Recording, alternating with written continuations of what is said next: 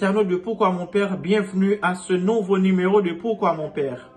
Aujourd'hui, je vais répondre à cette question. Quelles sont les conditions requises pour être parrain ou marraine d'un enfant dans l'Église catholique? En effet, selon le Code de droit canonique de 1983, au numéro 874 alinéa 1, pour être parrain ou marraine d'un enfant dans l'Église catholique, les conditions suivantes sont requises. Que le parrain et la marraine aient été choisis par la personne qui va être baptisée, par ses parents ou par ceux qui tiennent leur place, ou s'ils font défaut, par le curé ou le ministre, et qu'ils aient les aptitudes et l'intention de remplir cette fonction. Qu'ils aient 16 ans accomplis, à moins que l'évêque diocésain n'ait établi un autre âge, ou bien que le curé ou le ministre n'estime devoir admettre pour une juste cause une exception.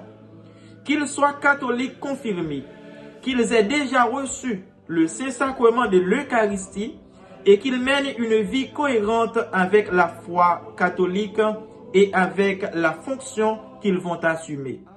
Toutefois, les conférences des évêques de chaque pays peuvent faire d'autres considérations d'adaptation pastorale en lien avec la réalité du pays. Qu'ils ne soient sous le coup d'aucune peine canonique légitimement infligée ou déclarée. Qu'il ne soit ni le père ni la mère de la personne qui doit être baptisée.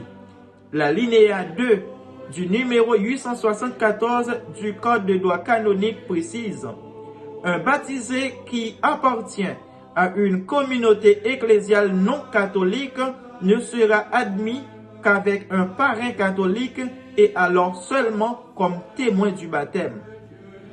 Enfin, la responsabilité d'être parrain ou marraine d'un enfant à baptiser dans l'Église catholique peut être considérée comme un honneur fait de la part des parents qui crée un lien privilégié entre le parrain, la marraine et l'enfant.